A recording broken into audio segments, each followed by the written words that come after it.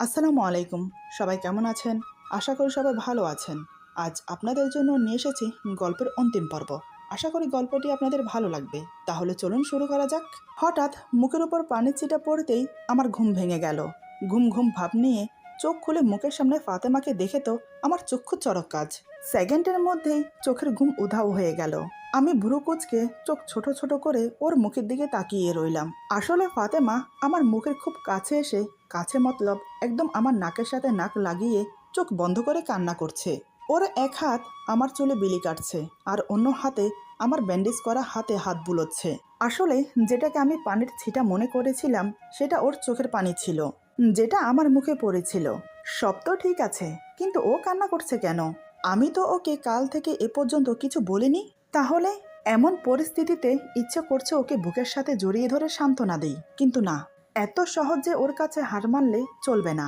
কালকের কথাগুলোর শোধ আমি তো ওর থেকে নেব।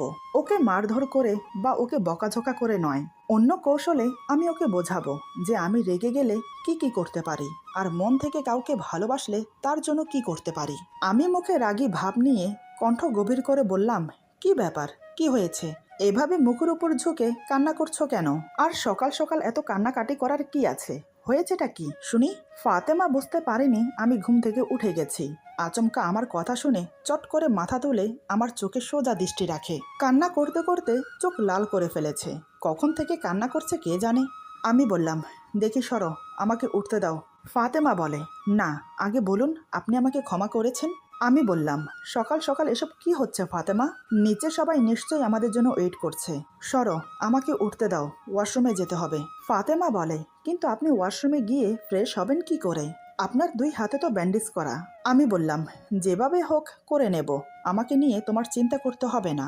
এই বলে আমি উঠে ওয়াশরুমে চলে গেলাম। প্রায় বেশ কিছুক্ষণ পর ফ্রেশ হয়ে বেরিয়ে এলাম, কিন্তু আমার দুই হাতের ব্যান্ডেজ ভিজে গেছে, তাই সেটা খুলে ফেলে দিলাম। নতুন করে ব্যান্ডেজ করতে গেলেই ফাতেমা চাইলো ব্যান্ডেজ করে দিতে, কিন্তু আমি তাকে দিলাম না করতে। আমার এমন ব্যবহারে সে বুঝতে পারলো আমি এখনো প্রচুর রেগে আছি। তারপরও সে হাল ছাড়লো না। সে যে এই বাড়ির নতুন বউ এটা সে ভুলেই গেছে। সে নিচে গিয়ে কাজের বউকে বলে এলো উপরে নাস্তা দিয়ে যেতে। এদিকে আমি হাতের ব্যান্ডেজ করে ঘড়ির দিকে তাকিয়ে দেখি দিনের 10:30 বাজে। এতক্ষণে নিশ্চয়ই সবার নাস্তা হয়ে গেছে। অন্যদিকে সকালে নাস্তার টেবিলে আমাদেরকে না দেখে ফাতেমার মা বলে, কি ব্যাপার ভাইসাব, এরা কি এখনো ঘুম থেকে ওঠেনি? কাকা বলে, সারা রাত ঘুম গেলে তো ওরা ঘুম থেকে উঠবে। আপনি হয়তো জানেন না, কাল ওরা এই বাড়িতে ছিল না। রাতে ওরা আমাদের অন্য বাড়িতে চলে গিয়েছিল। ফজরের আজানের সময় বাড়ি ফিরেছে দুজন। কাকার মুখে এই কথা শুনে ফাতেমার মা তো অবাক হয়ে যায়। এমন কথা শোনার পর আর কোনো প্রশ্ন করার থাকে না, তাই চুপচাপ নাস্তা করে নেয়। নাস্তা শেষ করে ফাতেমার মা বলে, আমি বলছিলাম কি, আমার এখন এখান থেকে যাওয়া উচিত। মেয়ের শ্বশুর বাড়িতে এভাবে থাকা ঠিক না, আর এমনিতেও ওদিকের অনেক কাজ ফেলে এসেছি আমি। কাকা বলে, মেয়েকে বিয়ে দেওয়ার পর আপনি একা গ্রামের বাড়িতে থেকে কি করবেন? তার চেয়ে ভালো আপনি মেয়ের সাথে এখানেই থাকতে পারেন, এতে আমাদের কোনো আপত্তি নেই। ফাতেমার মা বলে, না না ভাই সাহেব, এটা হয় না। মেয়ে বিয়ে দিয়ে মেয়ের শ্বশুর বাড়িতে থাকা এটা খুব খারাপ দেখায়, তাই আমাকে বাধ্য করবেন না। আর যখন মেয়েকে দেখার মন চাইবে তখন তো আমি আসতেই পারবো এখানে। কাকা বলে, ঠিক আছে, আপনি যেমন মনে করেন, তবে আরও কয়েকটা দিন থেকে যান, ফাতেমার জন্য হলেও। ফাতেমার মা ঠিক আছে বলে উপরে চলে গেল। এদিকে ফাতেমার রুমে আসার কিছুক্ষণ পর নাস্তা দিয়ে গেল কাজের বুয়া। ফাতেমা প্লেটে নাস্তা বেড়ে হাতে করে পরোটা আর আমলেট কিছুটা নিয়ে আমার মুখের সামনে ধরে বলে, হাঁ করুন। আমি বললাম, আমি খাবো না, আমার খিদে নেই। ফাতেমা বলে, খিদে নেই বললেই হলো? সকাল 10:30 বাজে, এতক্ষণে নিশ্চয়ই আপনার খিদে পেয়েছে। প্লিজ খাবারটা খেয়ে নিন। আমি বললাম, কেন জোর করছো? বললাম তো আমার খিদে নেই। ফাতেমা বলে, আমি জানি আপনার খিদে লেগেছে, কিন্তু আমার উপর রাগ করে খাচ্ছেন না। সরি বললাম তো, পায়ে ধরেও তো ক্ষমা চেয়েছি, ক্ষমা করে দিন না। আর কখনো আমি আপনার মুখে মুখে তর্ক করব না, কথা দিচ্ছি। আমি বললাম, সত্যি বলছি, আমার খিদে নেই, বরং তুমি নাস্তা করে নাও, তারপর তোমাকে নিয়ে নিচে যাব। কাকা আর মা নিশ্চয়ই নিচে আছে। আমার কথা শুনে ফাতেমা একটু ঘাবড়ে যায়। ফাতেমা বলে, কেন, ওনাদের কাছে কেন যাবেন? আমি বললাম, ওনাদের সাথে কথা আছে আমার। ফাতেমা বলে, কথা? কিসের কথা? আমি বললাম, সেটা সেখানে গেলেই শুনতে পাবে। ফাতেমা বলে, আমি যাব না, আমি জানি কি বলার জন্য আপনি কাকা ও মায়ের কাছে যাবেন। আমি বললাম, জানলে তো ভালো কথা, এখন তাড়াতাড়ি নাস্তা করে নাও। ফাতেমা বলে, তাহলে আপনি ডিসাইড করে নিয়েছেন? আমি বললাম, হ্যাঁ করে নিয়েছি। ফাতেমা বলে, আমার কথার কি কোনো মূল্য নেই? আমি বললাম তো আমার মুক্তি চাই না।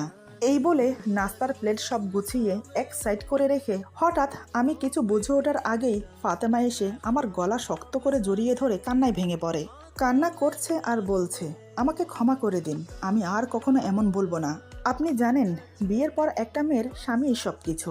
স্বামী যেমনই হোক না কেন তাকে মন দিয়ে আগলে রাখে। আপনি একবারও কি আমার কথা ভেবেছেন? আপনি যদি আমাকে এখন ছেড়ে দেন তাহলে আমার কি হবে? আমার মার মান সম্মান ধুলোয় মিশে যাবে। তিনি আমার মুখ পর্যন্ত দেখবেন না। পরশুদিন রাতে আমাদের বিয়ে হয়েছে, মাঝখানে একটা দিন পার হয়েছে, আর আজ আপনি আমাকে ছেড়ে দেবেন? এসব শুনে লোক কি বলবে? তার চেয়ে ভালো একটা কাজ করুন, আমাকে আপনি মেরেই ফেলুন, সেটা ভালো হবে। এদিকে ফাতেমার কথা শুনে আমার বুকের ভেতরটা দুমড়ে মুচড়ে যাচ্ছে। ওকে আমি যে আর কাঁদাতে পারছি না, আর যে পারছি না ওর কান্না দেখতে। অনেক হয়েছে রাগ করার অভিনয়, আমি আর পারবো না ওকে কষ্ট দিতে। এবার আমি দেরি না করে ওকে আমার কোলে বসিয়ে বুকের সাথে জড়িয়ে নিলাম। আমি বললাম, সরি বেবি, আমাকে ক্ষমা করে দাও তোমাকে কাঁদানোর জন্য। এখন চুপ হয়ে যাও। ফাতেমা বলে, আগে বলুন আপনি আমাকে ক্ষমা করেছেন? আমি বললাম, করেছি, তবে আগে বলো আর কখনো এমন কথা বলবে? ফাতেমা বলে, না, যে কথায় আপনাকে কষ্ট দেয় তেমন কথা আমি কখনো বলবো না। আমি বললাম, আর কখনো আমার কাছ থেকে মুক্তি চাইবে? ফাতেমা বলে, না। আমি বললাম, আমাকে স্বামী হিসেবে মানো? ফাতেমা বলে, মানি। এবার আমি ফিসফিস করে বললাম, ভালোবাসো আমাকে? ফাতেমা কোনো কথা না বলে আমার গলা আরো শক্ত করে জড়িয়ে ধরলো। মুখে না বলে বোঝাতে চাইলো যে সেও আমাকে ভালোবাসে। আমি বুঝেও না বোঝার ভান করে বললাম, তার মানে তুমি আমাকে ভালোবাসো না? ঠিক আছে, কোনো সমস্যা না, বউ যখন হয়ে গেছো তখন আস্তে আস্তে ভালোবাসাটাও হয়ে যাবে। আচ্ছা, তুমি কি করে ভাবলে যে আমি তোমাকে ছেড়ে দেব? ভুলে যেও না ফাতেমা, তুমি বাহিরের কেউ নাও, তুমি আমার স্ত্রী, আমার অর্ধাঙ্গিনী, আমার পথ চলার সঙ্গী। তোমাকে ছাড়ি কি করে বলো তো? ফাতেমা বলে, তাহলে আপনি কাকা আর মায়ের কাছে কেন যাবেন বলছেন? আমি বললাম, কেন আবার? তোমার পড়াশোনা কন্টিনিউ করতে হবে না? তুমি কি পড়াশোনা করতে চাও না? ফাতেমা এবার আমার বুক থেকে মাথা তুলে অবাক হয়ে আমার মুখের দিকে তাকিয়ে বলে, আপনি আমাকে পড়াশোনা করতে দেবেন? আমি বললাম, কেন দেব না, অবশ্যই দেব। এমনকি আমি তোমাকে প্রতিদিন কলেজে দিয়ে আসবো, নিয়ে আসবো। এখন কি কলেজে যাওয়ার মন আছে? ফাতেমা বলে, আপনি অনুমতি দিলে নিশ্চয়ই যাব, যদি কাকা যেতে না দেয়। আমি বললাম, তুমি এখন কাকাকে গিয়ে বলো যে আমি কলেজে যাব, তখন দেখো কাকা কি করে। ফাতেমা বলে, বলবো? আমি বললাম, বলো। ফাতেমা বলে, থাক এখন না, পরে বলবো। এই বলে সে আবার আমার বুকে মাথা রাখে। একটু রাগ দেখানো অভিনয় করে ওকে যে এত তাড়াতাড়ি কাবু করে ফেলতে পারবো ভাবতেই পারিনি। মানুষেরা আসলে সত্যিই বলে যে গ্রামের মেয়েরা খুবই সরল সোজা হয়। আমি তো আমার ফাতেমাকে না দেখলে কখনো বুঝতেই পারতাম না। আমি ওর মাথায় একটা চুমু দিয়ে বললাম, এই তোমার খিদে পায়নি? ফাতেমা বলে, পেয়েছে তো। আমি বললাম, আমারও খুব খিদে পেয়েছে, আমাকে খাইয়ে দেবে না? ফাতেমা এবার আমার কোল থেকে নেমে গিয়ে বলে, হ্যাঁ খাইয়ে দেব। আমি এবার আমার হাত দেখিয়ে ফাতেমাকে বললাম, নিজের হাতকে নিজে আঘাত করে ভালোই উপকার হলো, কি বলো? ফাতেমা বলে, ভালো উপকার হলো মানে কি বলতে চাইছেন? আমি বললাম, এই যে আমি হাতে ব্যথা না পেলে তুমি কি আমাকে খাইয়ে দিতে? ফাতেমা বলে, হাতে ব্যথা না পেলেও আমি আপনাকে খাইয়ে দিতাম, শুধু মুখ ফুটে একবার বলতেন, তাহলে দেখতেন। কেন শুধু শুধু এমনটা করতে গেলেন গতকাল রাতে? আর কখনো এমন কিছু করবেন না, তাহলে কিন্তু এর ফল ভালো হবে না। আমি বললাম, এই তুমি কি আমাকে শাসাচ্ছ? ফাতেমা এবার আমার কাছে এসে আমার মুখের কাছে ঝুঁকে আমার চোখে চোখ রেখে বলে, হ্যাঁ শাসাচ্ছি, যদি আর কখনো এমন করেন না তাহলে। আমি বললাম, তাহলে কি? ফাতেমা বলে, তাহলে এটা করব। এই বলে সাথে সাথে আমার হাত ধরে ব্যথা পাওয়ার স্থানে জোরে টিপ দিল। আমি তো ব্যথায় কুকিয়ে উঠে বললাম, উফ, কি করছো, লাগছে তো। ফাতেমা বলে, আর কখনো করবে না এমন? আমি বললাম, না করব না, ছাড়ো। ফাতেমা ছেড়ে দিয়ে বলে, মনে থাকে যেন। আমি হাত ঝাঁকাতে ঝাঁকাতে বললাম, উফ, কি ডাকাত মেরে বাবা। ফাতেমা বলে, ডাকাতের এখনো কি দেখেছেন, আস্তে আস্তে সব টের পাবেন। এখন চুপচাপ এক জায়গায় বসুন, আমি খাবার খাইয়ে দেই। আমি আর কথা না বাড়িয়ে ফাতেমার দেওয়া খাবার খেতে লাগলাম। আমাকে খাওয়াতে খাওয়াতে ফাতেমা বলে, আমার আংটি আর নূপুর কোথায়? আমি বললাম, কোথায় আবার, ওই বাসায়। ফাতেমা বলে, আচ্ছা পরে আনা যাবে। আমি বললাম, আসলে মনে মনে একটা প্ল্যান করেছি, ওকে একটা সারপ্রাইজ দেব। খাওয়া দাওয়া শেষ হলে ফাতেমা প্লেট গুছিয়ে নিচে চলে গেল। এই সুযোগে আমি স্বপনের সাথে একটু কথা বলে নিলাম। রাতে ফাতেমার জন্য সারপ্রাইজ আছে। সারাদিন আর বাসা থেকে বের হলাম না। সন্ধ্যার দিকে আমি নিচে যেতেই কাকা আমাকে দেখে বলে, কিরে তোর হাতে কি হয়েছে? আমি বললাম, ওই একটু লেগে গেছে। কাকা বলে, লেগে গেছে মানে? 2 হাতে একসাথে কিভাবে লাগে? আচ্ছা যাই হোক, তুই কি কোথাও বেরোচ্ছিস? আমি বললাম, হ্যাঁ একটু ওই বাসায় যাব, ওখানে কিছু জিনিস রয়ে গেছে সেগুলো আনতে। কাকা বলে, তাহলে ফাতেমাকেও সাথে নিয়ে যা, নয়তো মেয়েটা এখানে একা একা বোর হবে। আমি তো এটাই চেয়েছিলাম, ভালোই হলো। আমি বললাম, ঠিক আছে। এই বলে উপরে গিয়ে ফাতেমাকে নিয়ে বেরিয়ে পড়লাম। ওকে নিয়ে বেরিয়ে একটু ঘুরে ফিরে ফুচকা চটপটি খাইয়ে তারপর ওকে নিয়ে ওই বাসায় গেলাম। তাও আবার স্বপন ফোন করার পরে। এমনটাই প্ল্যান ছিল। ওদিকে স্বপন আমার কথা মতো সব কিছু রেডি করে আমাকে ফোন দিয়ে চলে গেল। আমি বলেছিলাম ওকে থাকার জন্য। বজ্জাতের হাড্ডি বলে কি, আমি ভাই কাবাবের মধ্যে হাড্ডি হতে চাই না, এনজয়। যাই হোক, আমি গাড়ি নিয়ে বাড়ির ভেতর প্রবেশ করলাম। গাড়ি থামতেই ফাতেমা গাড়ি থেকে নামতে চাইল। আমি বললাম, এই একদম গাড়ি থেকে নামবে না। ফাতেমা বলে, কেন?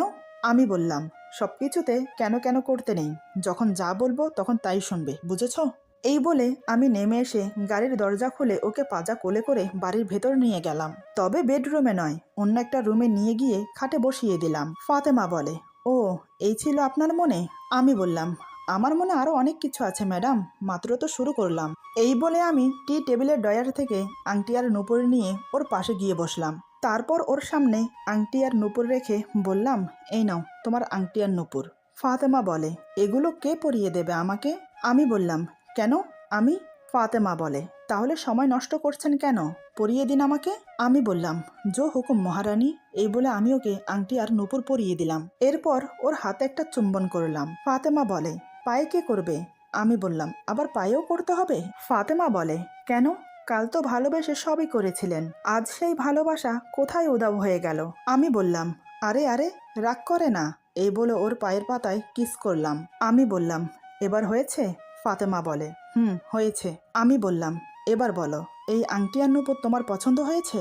ফাতেমা হাতের রিং ঘোরাতে ঘোরাতে বলে, খুব পছন্দ হয়েছে। আমি জোরে একটা নিঃশ্বাস ফেলে বললাম, যাক, তোমার তো পছন্দ হয়েছে, তাতেই চলবে। এই বলে ওর হাতে একটা চুমো খেলাম। ফাতেমা আমাকে বাধা দিল না, সে শুধু চোখ বন্ধ করে নিল। আমি বললাম, তুমি আমার সাথে অন্যায় করেছ, তার শাস্তি তো তোমাকে পেতে হবে। আচমকা এমন কথায় ফাতেমা ভেবাচাকা খেয়ে যায়।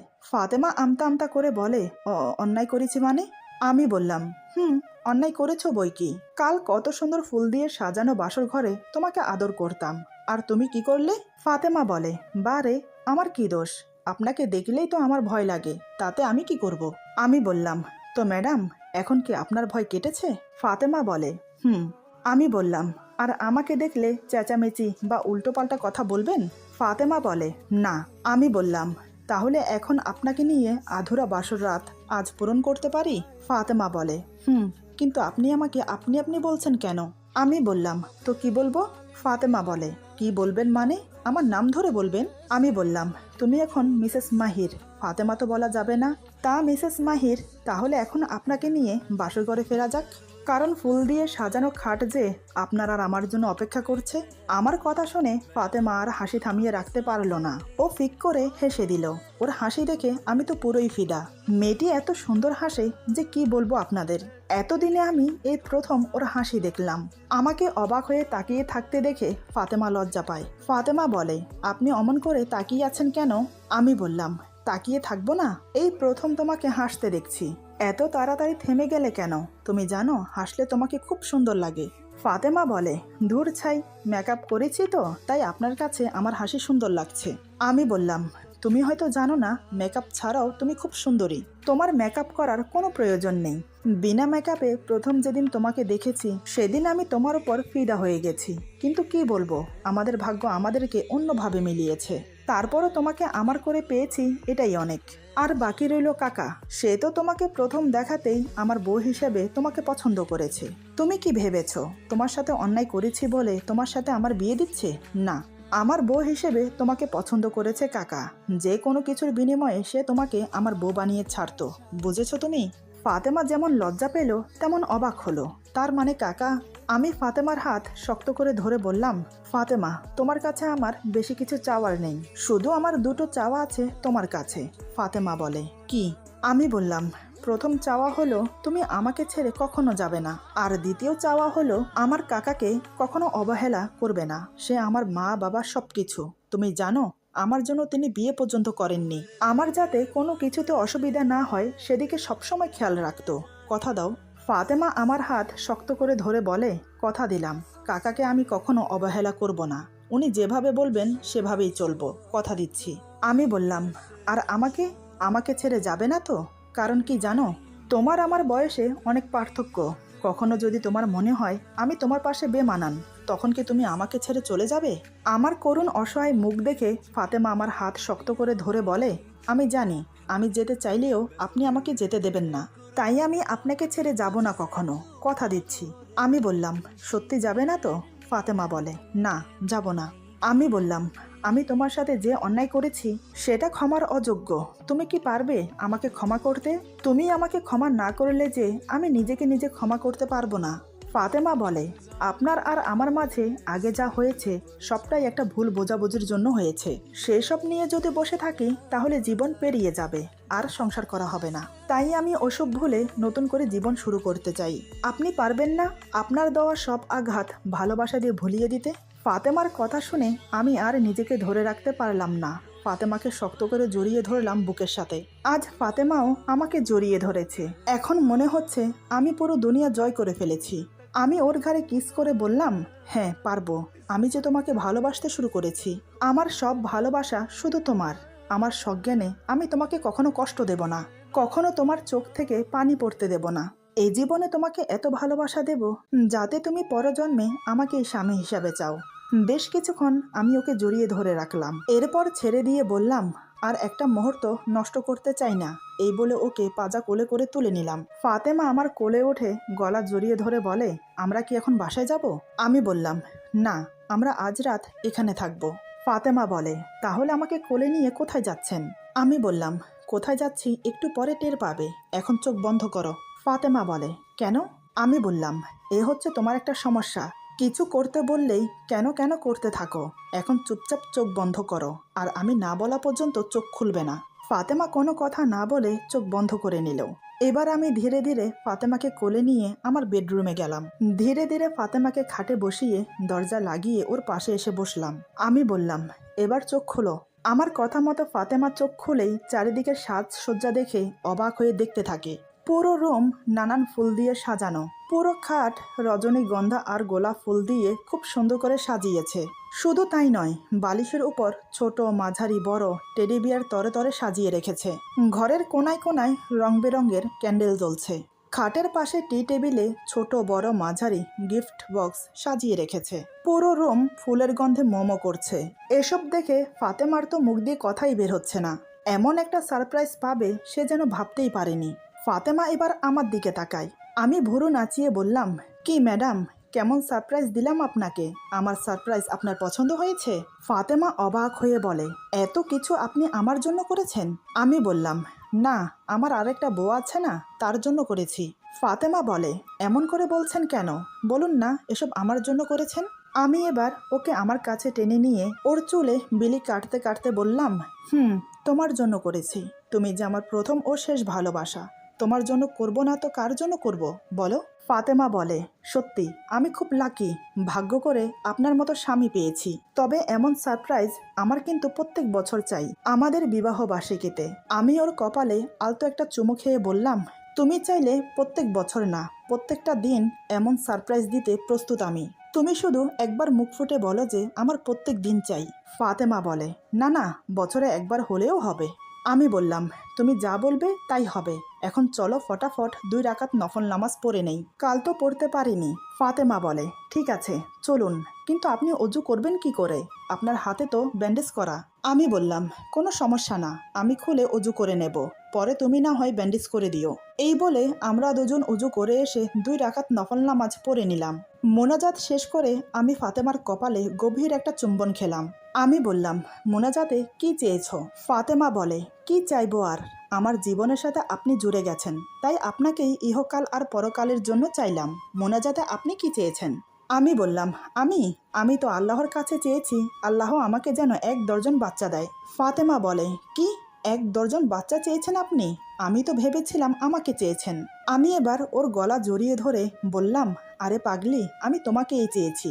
তুমি আমার জীবনে থাকলে 1 ডজন বাচ্চা কোনো ব্যাপার না, ও এমনি হয়ে যাবে। কিন্তু প্রিয়, এখন যে সেটা সম্ভব না, কারণ তোমার এখনো 18 বছর পূরণ হয়নি। তোমার 18 বছর পূরণ হওয়া পর্যন্ত আমাকে ধৈর্য ধরে থাকতে হবে।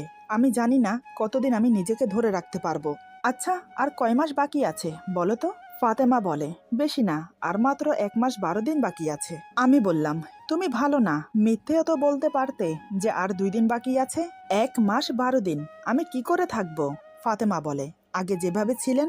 আমি বললাম, আগে তো তুমি ছিলে না, তাই থাকতে পেরেছি, কিন্তু এখন তো তুমি আমার সাথেই আছো, তাহলে নিজেকে কি করে আটকাবো? হঠাৎ ফাতেমা মুখ ফসকে বলে ফেলে, 1 মাস 12 দিনে কি আসে যায়? এই সামান্য কয়টা দিন কোনো মানেই রাখে না।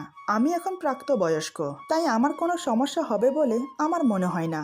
কথাগুলো বলে নিজেই লজ্জায় পড়ে যায়। জিভ কেটে চোখ বন্ধ করে মনে মনে বলে, ইস, কি বলতে গিয়ে কি বলে ফেললাম। লজ্জায় লাল হয়ে গেছে ফাতেমা। আমি তো ফাতেমার কথা শুনে মহা খুশি। তাহলে আজ আমার বাসর ঘর বৃথা যাবে না। আজ আমি ওকে পরিপূর্ণ করে নিজের করে পাবো। আলিঙ্গন মুক্ত করে ওর মুখের দিকে তাকিয়ে দেখি ফাতেমার মুখ লজ্জায় লাল হয়ে গেছে। আমি বললাম, এই তুমি কি বললে এখন? আরেকবার বলো না। ফাতেমা আমার বুকে মুখ লুকিয়ে বলে, আমি কিছু বলিনি, কিছু জানি না আমি বললাম, কিছু জানি না বললেই হলো? একটু আগেই তো তুমি বললে তুমি এখন প্রাপ্তবয়সী, তাই তোমার কোনো সমস্যা হবে বলে তোমার মনে হয় না। এই বলো না, তোমাকে আদর করতে দেবে? ব্যাস একবার হ্যাঁ বলো, আর কিছু বলতে হবে না। দেখো আমার ধৈর্যের বাঁধ ভেঙে যাচ্ছে, প্লিজ একবার হ্যাঁ বলো। এই ফাতেমা, বলো না প্লিজ, একবার বলো।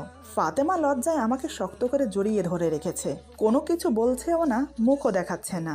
আমি আবার বললাম, দেখো ভালো হচ্ছে না কিন্তু, আমি কিন্তু সত্যি সত্যি তোমাকে এখন আদর করতে শুরু করে দেব, তখন কিন্তু তুমি কিছু বলতে পারবে না। কি হলো বলো? কিন্তু না, ফাতেমা কোনো কথাই বলছে না। বুঝতে পারলাম সে রাজি। তার নীরবতা, তার লজ্জা আমাকে তাই জানান দিচ্ছে।